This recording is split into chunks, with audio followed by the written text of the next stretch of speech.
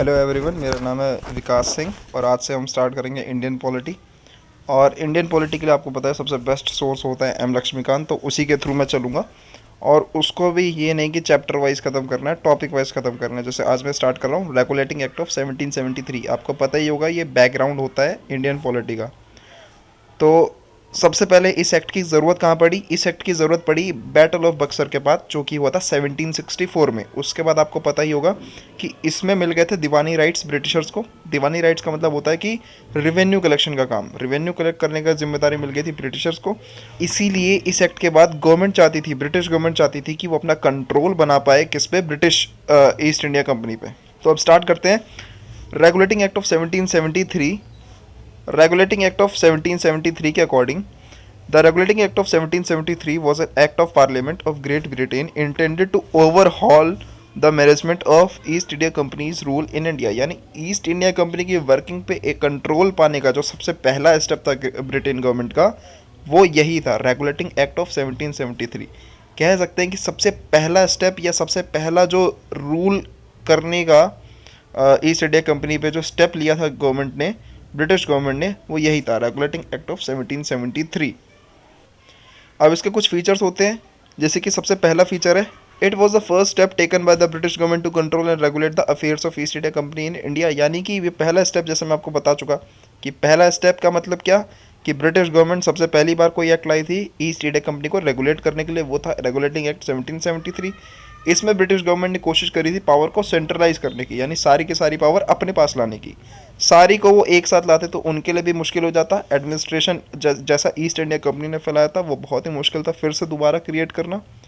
इसी वजह से ब्रिटिश गवर्नमेंट ने ये सोचा कि इनकी पावर को पहले स्टार्टिंग में डिवाइड कर दिया जाए, और उन्होंने पावर को डिवाइड करा दो स्टेप में, जिसे कहते हैं, एक है पॉलिटिकल और दूसरा है एडमिनिस्ट्रेटिव।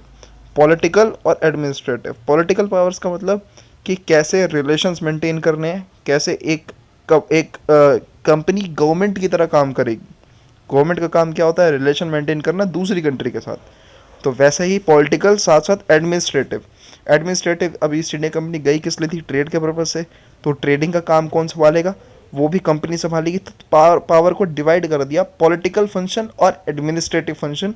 कौन से एक्ट में? रेगुलेटिंग एक्ट 1773 में। इसके बाद it led the foundation of central administration. ये पॉइंट इंपॉर्टेंट है कि पहला स्टेप सेंट्रल एडमिनिस्ट्रेशन का क्या था? सेंट्रल एडमिनिस्ट्रेशन का मतलब कि पावर पूरी की पूरी एक को दे देना। जैसे हमारे यहाँ भी कौन है? हमारे यहाँ पीएम का पावर चलती है ज़्यादा। सीएम भी है हर एक स्टेट में, बट सबसे जो मेजर पावर है वो किसके पास है? पीएम के पास है। पीएम के बाद प्रेसिडेंट भी है, प्रेसिडेंट के पास सबसे ज़्यादा पावर होती है, बट देखा जाए तो सेंट्रल में पीएम को बोला जाता है। तो वही चीज़ है कि सेंट्रल का मतलब क्या होता है? पावर एक के हाथों में चले जाना, ताकि और ज़्यादा कंट्रोल उनके पास पहुंच जाए। तो इसी वजह से पावर एक को देने का मतलब क्या? गवर्नर ऑफ बंगाल को बना दिया गया था क्या? Governor general of Bengal. Governor general of Bengal के पास ज़्यादा पावर आ गई थी गवर्नर ऑफ बॉम्बे और मद्रास। उस टाइम में 3 गवर्नर मेन थे, गवर्नर ऑफ बॉम्बे, मद्रास और बंगाल। और इसी वजह से सेंट्रलाइजेशन के अप्रोच रखते हुए गवर्नर ऑफ बॉम्बे और मद्रास को सबॉर्डिनेट यानी कम पावर दे दी गई, और उन्हें नीचे रख दिया गया गवर्नर ऑफ बंगाल से, गवर्नर जनरल ऑफ बंगाल बना दिया गया इसलिए उन्हें। और पहले गवर्नर जनरल ऑफ बंगाल कौन थे? ये स्टैटिक जी के इंपॉर्टेंट है। पहले गवर्नर जनरल थे आपके बंगाल के लॉर्ड वॉरेन हेस्टिंग। और उस टाइम में ये जो गवर्नर जनरल ऑफ बंगाल है, यहाँ पे जो बंगाल है, ये बंगाल 3 जगहों से मिलकर बना था। बंगाल, बिहार और उड़ीसा, इन तीनों से मिलकर बना था उस टाइम का बंगाल। आज का तो डिवाइडेड है, बट उस टाइम में बंगाल, बिहार और उड़ीसा, याद रखना 3 स्टेट, ये भी स्टैटिक जीके में आ जाता है। तो इन 3 स्टेट से मिला था आपका बंगाल। तो पहले गवर्नर जनरल कौन बने थे? Lord Warren Hasting. साथ साथ उनको हेल्प करने के लिए एक एग्जीक्यूटिव काउंसिल बनाई गई थी। एग्जीक्यूटिव काउंसिल यानी जो उनके प्रोसीजर में, जो भी उनकी वर्किंग में हेल्प करेंगे। कितने लोग थे उसमें? 4 मेंबर। अगला step, it provided for the establishment of supreme court. Establishment of supreme court का मतलब क्या हुआ? ये एक और बात, हाँ, ये यहाँ की सुप्रीम कोर्ट नहीं है जो आज के टाइम पे है, ये उस टाइम की सुप्रीम कोर्ट थी जो ब्रिटिशर्स ने बनाई थी। हाँ, उसकी अप्रोच को लेकर आज का बनाया गया है, बट वो सुप्रीम कोर्ट पहला था जो बना था कैलकाटा में। और कौन सा ईयर? 1774। ठीक है, और जिसमें एक चीफ जस्टिस और 3 जजेस थे। It prohibited the servants of the company from engaging in any private trade और एक्सेप्टिंग प्रेजेंट और ब्राइब फ्रॉम द नेटिव। उस टाइम में जो ब्रिटिश गवर्नमेंट के अंडर काम करते थे, ईस्ट इंडिया कंपनी में जो लोग काम करते थे, वो बहुत ज़्यादा पैसा बना रहे थे, ब्रिटिश गवर्नमेंट के पास ज़्यादा नहीं था। इसीलिए उन्होंने मना करा कि कोई भी प्राइवेट ट्रेड में इन्वॉल्व नहीं होगा, ब्राइब नहीं ले सकता। अब प्राइवेट ट्रेड क्यों बोला गया? अब क्योंकि उस टाइम में, या आज भी देख लो, गिफ्ट को ही एक ज़रिया बना दिया जाता है ब्राइब लेने का। इसी वजह से ब्रिटिश गवर्नमेंट ने बोला कि अब से कोई भी एम्प्लॉय ईस्ट इंडिया कंपनी का किसी प्राइवेट ट्रेड में इन्वॉल्व नहीं हो सकता, ना ही कोई ब्राइब ले सकता है। इसके बाद it strengthen the control of the British government over the company by requiring the courts of director governing body of the company to report on its revenue, civil, military affairs in India. अब आपको ही पता है कि घर से बाहर जाते हैं तो घर वाले क्या बोलते हैं कि बताओ कितने पैसे कहाँ खर्च करे, किस किस दोस्त के साथ गए थे, या फिर कहीं झगड़ा तो नहीं करा।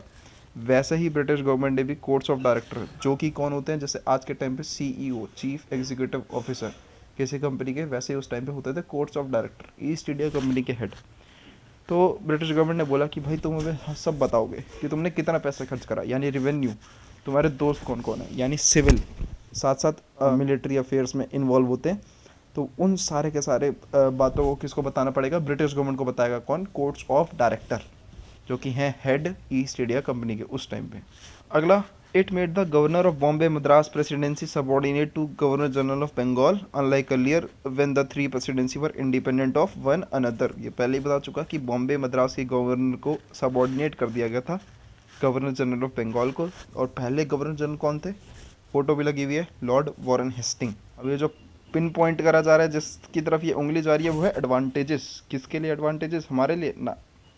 अब लुटेरा लूटने आया था, वो फ़ायदा क्या करेगा? इसीलिए ये फ़ायदा भी उन्हीं के लिए था। बट फ़ायदा क्या हुआ? सेंट्रलाइज्ड एडमिनिस्ट्रेशन का। हमें एक कंसेप्ट मिला, सेंट्रलाइज्ड एडमिनिस्ट्रेशन। ये होता क्या है? अब एडमिनिस्ट्रेशन पावर एक के हाथों में चले जाना, पहले ही बता चुका मैं कि पावर एक को मिलेगी तो क्या ज़्यादा अच्छे से रेगुलेट कर पाएंगे वो। अब एक ही के ऊपर कंट्रोल करना आसान है या 4 के ऊपर? इसीलिए पावर एक के पास ज़्यादा जाना ईजी रहा उनके लिए। अगला डिसएडवांटेज क्या था? It did not address the concerns of Indian population who are paying the revenue to the company. यानी भाई जो तुम्हारे लिए पैसा दे रहा है उसके लिए कुछ काम तो करो। बट वो लोग अपनी जेबें भरने में लगे थे। उनको पता था एक ना एक दिन निकल जाना है कैसे ना कैसे। वो चाहते नहीं थे, ठीक है, वो तो हमेशा चाहते तो घर बसा के ही रह जाते। बट उन्होंने क्या सोचा कि जितना भी पैसा आएगा वो लोगों से काम करवाएंगे, क्योंकि लोगों ने ऐसी पावर पहले देखी नहीं थी। अब उन्होंने क्या करा? अपनी जेबें भरते गए। ईस्ट इंडिया कंपनी के लोग, ऑफिसर्स, अपनी जेब भरते गए। ब्रिटिश गवर्नमेंट के पास भी जा रहा था लेकिन बहुत कम, as compare to East India company के ऑफिसर्स के पास जितना ज़्यादा था। लंदन में बैठे लोग चाहते थे कि वो यहाँ पे आए, इंडिया में आए और यहाँ नौकरी करें, उनकी पोस्टिंग इंडिया में हो जाए। किस वजह से? क्योंकि वो पैसा ही इतना कमा रहे थे। बट लोगों पे खर्च नहीं कर रहे थे, इंडियन पीपल पे खर्च नहीं कर रहे थे।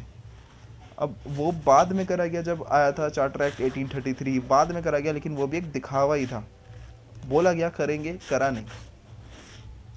Next, it did not stop corruption among the company official. बोलने से कुछ होता है? आज के टाइम पे भी इतने कुछ बल गई, इतने तो अब रेगुलेशंस आ गए, इतने एक्ट लग गए हैं, फिर भी अभी भी करप्शन बहुत ज़्यादा चलता ही है, वैसे उस टाइम पे भी। अब इस एक्ट का आउटकम क्या निकला? The regulating act was passed to overcome the hurdles raise from the dual governance system that raises many complex complaint. अब डुअल गवर्नमेंट में बहुत सारी प्रॉब्लम होती है, एक गवर्नमेंट दूसरे से लड़ती है कि हम सुपीरियर, तो इसी से बचने के लिए यहाँ पे सिंगल गवर्नमेंट लाए गए थे, सेंट्रल एडमिनिस्ट्रेशन आया था कि कोई ना कोई इनके ऊपर हो जो इनको भी रेगुलेट कर पाए। तो इसी वजह से उस चीज़ से यहाँ पे बच चुके थे। अब बस टॉपिक ख़त्म हो गया, इतने ही फीचर्स थे उसके। अब थोड़ा पार्ट हो जाता है स्टैटिक जीके का, जो कि इसी टॉपिक को इम्पोर्टेंट बना देता है। अब लॉर्ड वॉरेन हेस्टिंग थे पहले गवर्नर जनरल ऑफ बंगाल। ये बहुत ही इंपॉर्टेंट है कि पहले गवर्नर जनरल कौन थे? Lord Warren Hasting. अगले हैं regulating act of 1773 propose the setting up of supreme court at Calcutta. यानी कलकत्ता में सबसे पहला सुप्रीम कोर्ट बना था कब? 1774 में। लेकिन कौन से एक्ट के अंदर? रेगुलेटिंग एक्ट 1773 के अंदर। उसका नेक्स्ट आता है सर एलिजा एम्फे। अब मैंने बताया आपको एक चीफ जस्टिस भी अपॉइंट करे गए थे। अच्छा, एग्जीक्यूटिव काउंसिल भी थी लॉर्ड वॉरेन हेस्टिंग की। वैसे कितने मेंबर थे उसमें? 4 मेंबर, ठीक है। वैसे ही एक चीफ जस्टिस भी अपॉइंट करे गए थे सुप्रीम कोर्ट के लिए, जो कि इस्टेब्लिश हुआ था 1774 में कलकत्ता में। रेगुलेटिंग एक्ट 1773 के अकॉर्डिंग। उसके चीफ जस्टिस का नाम क्या था? Sir Elijah Impey. और साथ में और कितने अदर जजेस थे वो आप बताओ। इसके बाद फोर्थ पॉइंट कि लॉर्ड नॉर्थ थे जो प्राइम मिनिस्टर थे जिनके अंडर ये एक्ट आया था, ये भी इंपॉर्टेंट हो जाता है। तो बस आज के लिए इतना ही, ये टॉपिक यहीं तक था। अब होप कि आपको अच्छा लगा होगा, और अच्छा लगा तो प्लीज़ लाइक शेयर सब्सक्राइब और अगली वीडियो के लिए बने रहें। Thank you so much.